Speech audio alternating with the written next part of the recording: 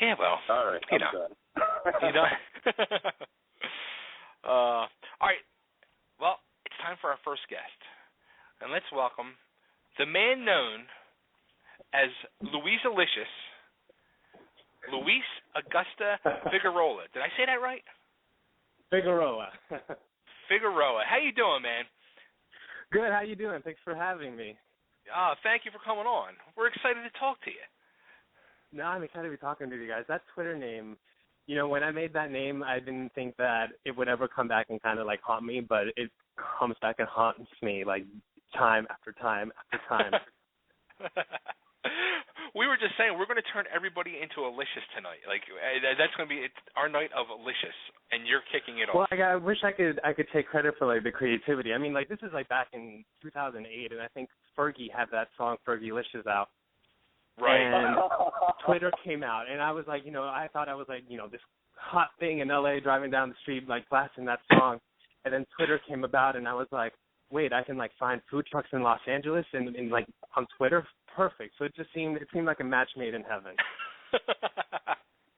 Oh, that's too funny. That's too funny. And then now that I'm 30 plus and people ask, it's always like, ugh.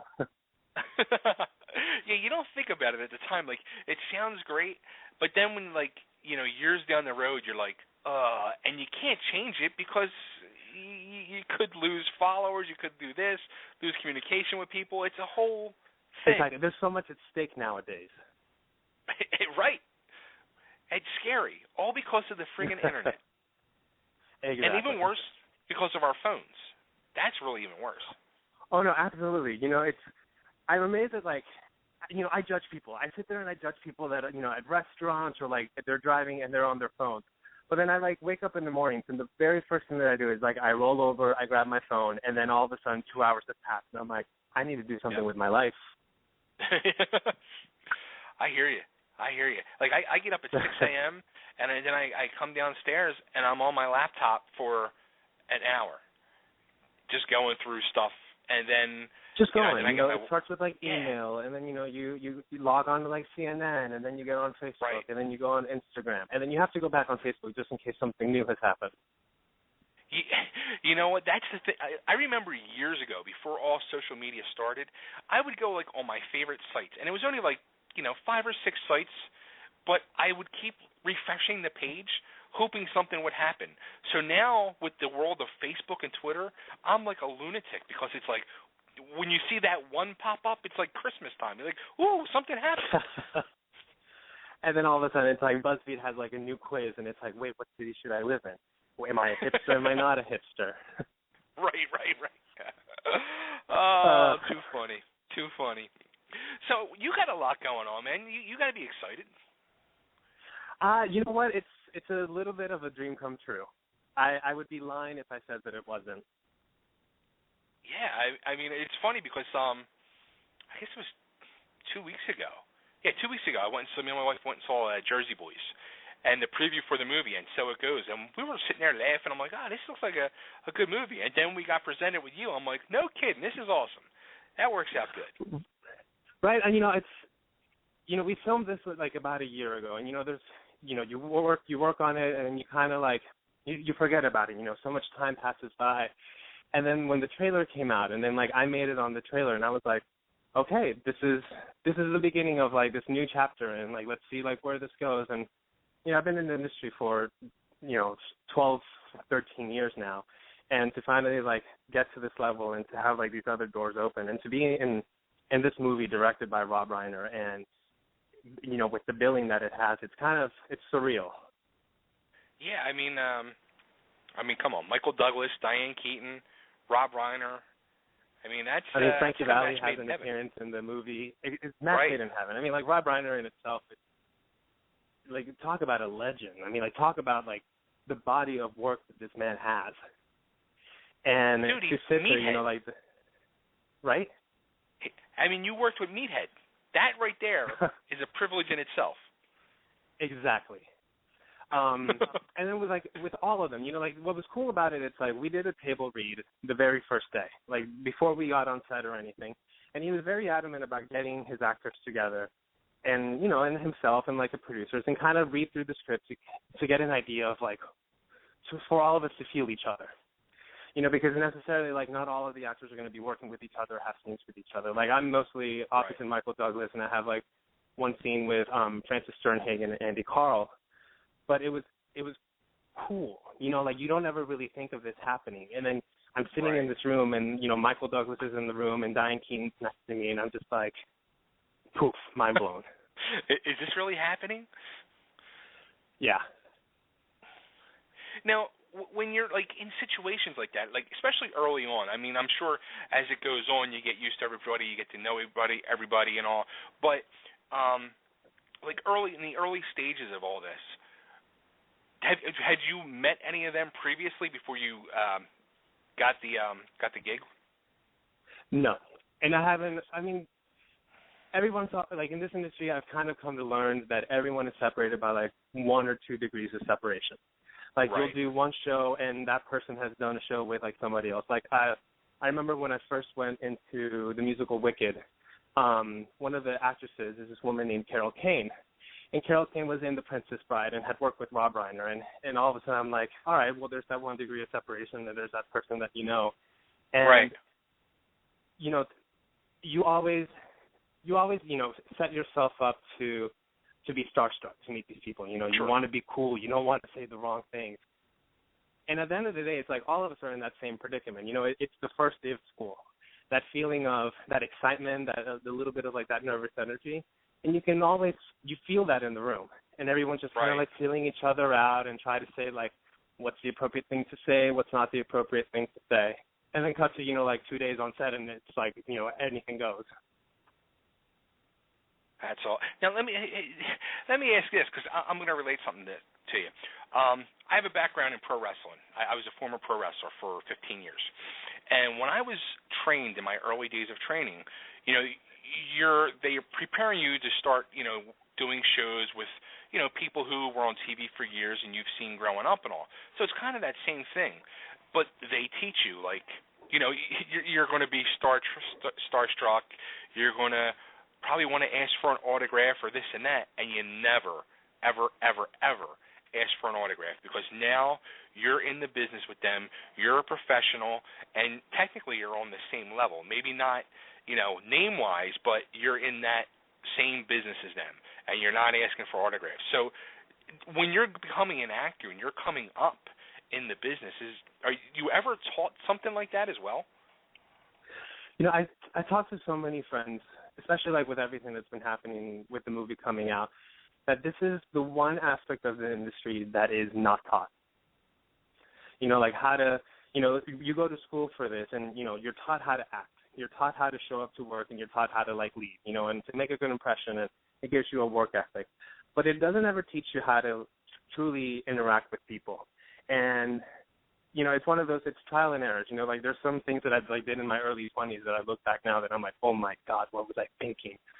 But at the end of the day, and I, like as time passed on, like I started to learn this in regards to other actors, bigger names and people that I admired, or admired to say, is that we're all the same, just more people happen to know who they are.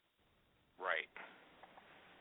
And I think anybody can take that to any sort of industry or any sort of field. It's like, at the end of the day, it's like we're all human. We're all trying to do good work. We're all trying to achieve something positive and to give something positive back.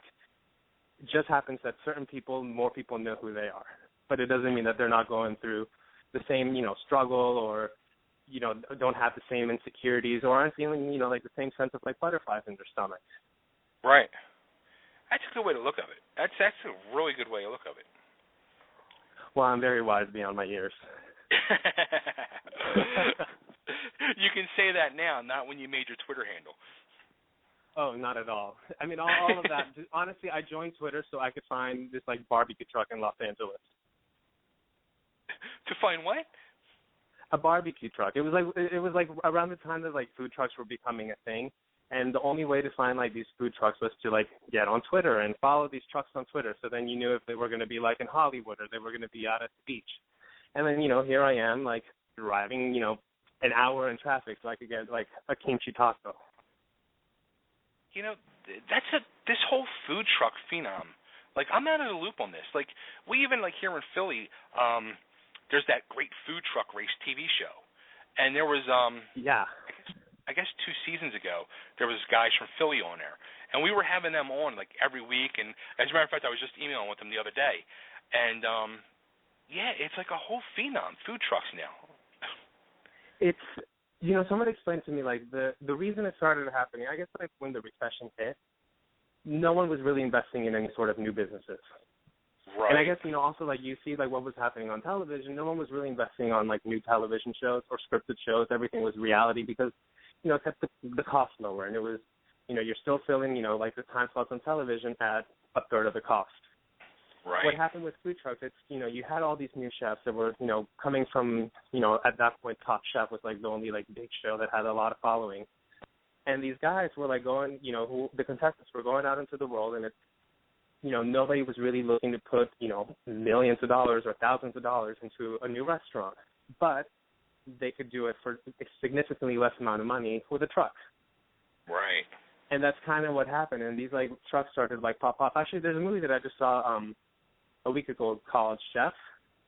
Right. It was, like, Sofia Vergara and John Leguizamo. And it kind of touches on the whole thing. I mean, like, I don't want to give anything away from the movie, but it's, you see them actually using Twitter throughout the whole movie and kind of, like, advertising this food truck as it, you know, makes its way throughout the country. Wow. That's wild. We live in different times. Yes, we do. Yes, we do. Now, how did you get all started in acting? I mean, I saw you went to the American Music and was it the American Dramatic Musical Academy? Yeah, it's a conservatory in New York. To be honest with you, I've always been involved in the arts. You know, I was in band growing up. I was in chorus. I did the plays in school and the musicals in school. And, you know, the first year out of high school, I was kind of, you know, like, I didn't know what I wanted to do. And I still, you know, I think we put so much pressure on, like, 18-year-olds to, like, figure out, like, all right, you're going to go to college for, like, 4 years, and you need to figure out your life now at 18. Meanwhile, I look back, and I'm like, at 18, like, I barely knew my name. But I knew that I wanted to move to New York City. I didn't know what I was going to do in New York City. And being an actor didn't, you know, I didn't come from a family that had a lot of artists or, like, professional artists, you know, right. to put it like that. So I somehow had heard about the conservatory in the city, and I was like, you know what, maybe I should go up to the city and audition. So I went up to the city, I auditioned, they saw something, which is why I got in. And I ended up moving to the city. I'd never taken a dance class. I'd never really taken a professional acting class or a singing class. And I remember the first day in orientation, I'm like watching these kids, and some of these kids, you know, had been dancing like their entire lives, had prepared, you know, for 4 years of high school to get to this point, to be in this kind of conservatory, to then get pumped out into the industry. Right. And I was like, all right, if I'm going to do this, I'm like, I need to, like, pull it together. And I, you know, took the classes. I did whatever extra work you can possibly imagine. I did it. And I ended up leaving school early because I got cast in the show. And from then on, it just kind of, it was this journey of going from, like, show to show and, you know, doing commercial work. And any time that I had downtime, it was always, like, back in the studio, whether it was, like, with acting classes or singing classes or dance classes. And even still, even now, like, whenever I have downtime or whenever I have, you know, a little bit of, whether I'm in New York or LA, like, I will throw myself into a class just to kind of refresh myself and remind myself, like, this is why I'm doing it. At the end of the day, it's like you can't forget the work. And now I've been doing it for so long, and I'm so driven by it that it's a passion. And it's like I'm so excited for the work. That's awesome. I mean, it's in your heart. It's not like you're doing this to get famous or, you know, money or whatever. I mean, you truly have a passion for it. I love it. You know, I was talking to a girlfriend of mine about this, and it's, you know, the moment you think about it as I want the fame or I just want people to know my name, if you don't have the work to back it up, and if you don't remember or you don't always bring it back to why you're really doing this, like why you fell in love with, like, the artistry, it's when it blows up, and it's when you fade away. And at the end of the day, you know, if, like, 10 years from now, like, I'm still kind of the same level than I am, then you know what? I'm still a working actor. I still get to wake up and I still get to do what I love. And I hope that, you know, that somebody will see the work that I'm doing and be inspired by it. Nice. And well, it'll get them to, like, go on that path. I have a feeling a lot of people are going to be seeing your work very soon. 1 week from tomorrow. 1 week from tomorrow is the big day. I mean, it's almost like, you know, it's going to be like a holiday for you. Yeah, I went to a screening here of the movie, and which was the first time that I saw it, like, 2 days ago. And the whole day, like, you know, it was like one of those moments that I was like, I wanted to remember the whole day. I wanted to remember, like, waking up, and I would remember, like, what it was like to go to the gym, just so that, like, I can look back and think, like, that was a special day. That was a great day. And, of course, you know, like, the movie starts, and I'm like, I've never been so nervous in my life.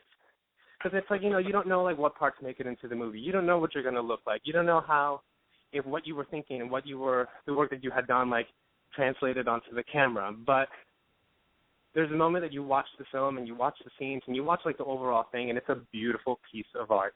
And, you know, Rob Reiner did a great job with it.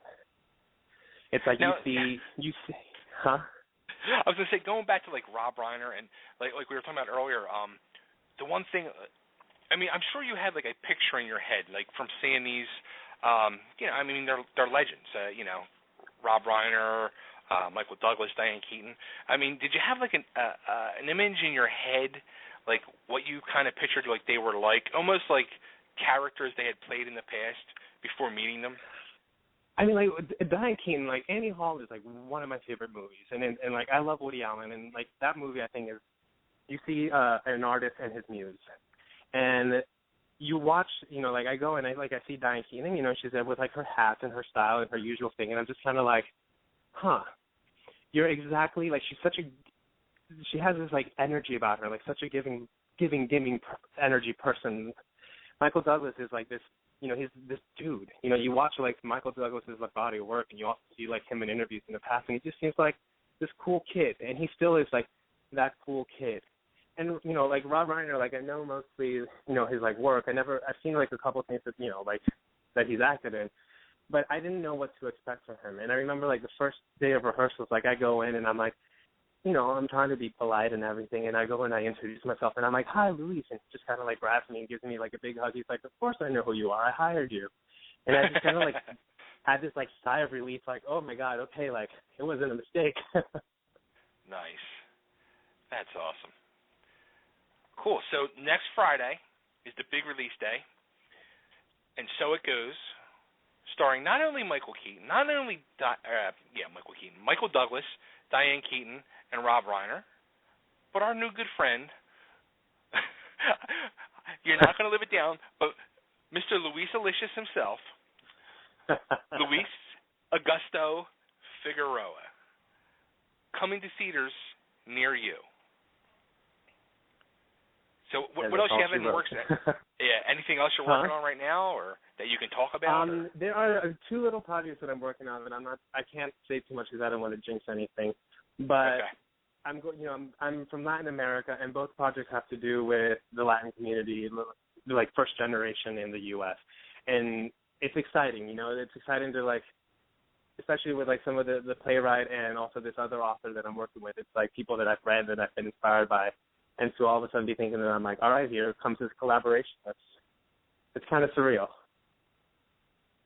Yeah, as a matter of fact, you know, something else you did I wanted to touch on real quick. I didn't even realize there was one of the earlier projects you did was the movie Pedro from the old reality star from the MTV's Real World that passed away from AIDS years ago.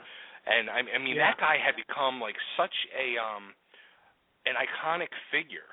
And I didn't even realize there was a movie made about his, I guess, his life, and you were in that movie. Yeah, you know, that was one of the first projects that I did in LA. And actually, you know who wrote the script was Dustin Lance Black, who did the screenplay for Milk, and he won the Oscar for it.